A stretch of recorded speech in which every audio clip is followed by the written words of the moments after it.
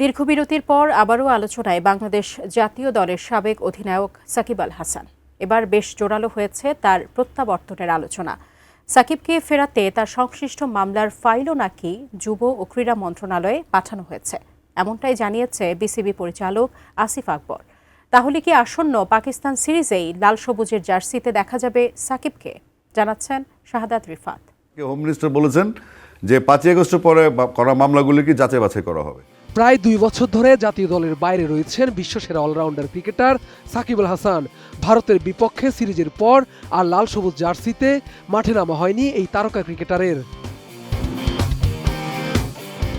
ছাত্র জনতার আন্দোলনের মুখে শেখ হাসিনা সরকার পতনের পর দায়ের হওয়া মামলাজনিত জটিলতায় দেশের মাটিতেও ফেরা হয়নি তার।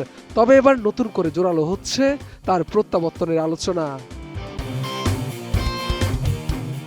সম্প্রতি জানা গেছে বাংলাদেশ ক্রিকেট বোর্ড বিসিবির পক্ষ থেকে সাকিবের আইনি বিষয়গুলো নিষ্পত্তির উদ্যোগ নেওয়া হয়েছে। বিসিবি পরিচালক আসিফ আকবর জানিয়েছেন, সাকিবের সংশ্লিষ্ট মামলার ফাইল যুব ও ক্রীড়া মন্ত্রণালয়ে পাঠানো হয়েছে।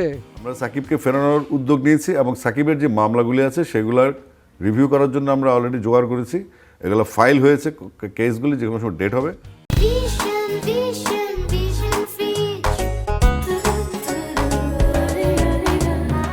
আসিফ আকবরের ভাষ্য অনুযায়ী বিসিবির সিইও ও সহসভাপতি ফারুক আহমেদ ইতিমধ্যে বিষয়টি সংশ্লিষ্ট কর্তৃপক্ষকে অবহিত করেছেন। তিনি আশা করছেন খুব শীঘ্রই সাকিব আল হাসান দেশে আসবেন।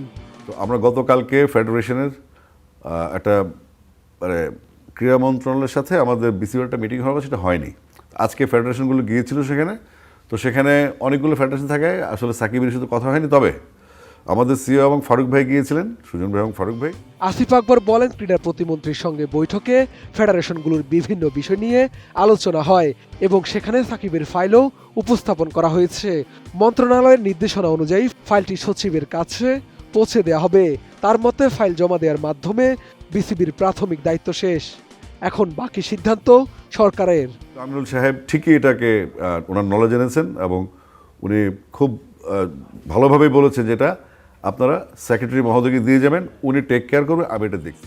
বিসিবি পরিচালক আসিফ আকবর আরও জানান, 5 আগস্টের পর দায়ের হওয়া মামলাগুলো পুনর্বিবেচনার বিষয়ে সরকারের ইতিবাচক অবস্থান আশাবঞ্চক। সেই প্রেক্ষাপটে সাকিবের বিষয়েও দ্রুত সিদ্ধান্ত আসতে পারে বলে আশা প্রকাশ করেন তিনি। হোম মিনিস্টার বলেছেন যে 5 আগস্টের পরে করা মামলাগুলি কি যাচাই বাছাই করা হবে। আসন্ন পাকিস্তান সিরিজেই সাকিবকে দলে পাওয়ার প্রত্যাশার কথাও জানান আসিফ। আর অ্যাজ এ ক্রিকেটার আমরা সাকিবকে বাংলাদেশ ক্রিকেট বোর্ডে চাই। সব মিলিয়ে আইনি জটিলতা কাটলে আবারও জাতীয় দলে দেখা যেতে পারে সাকিব আল হাসানকে, এমন আশাতেই অপেক্ষা করছে দেশের কোটি ক্রিকেট প্রেমীরা। শাহাদাত রিফাত, এটিএন নিউজ, ঢাকা।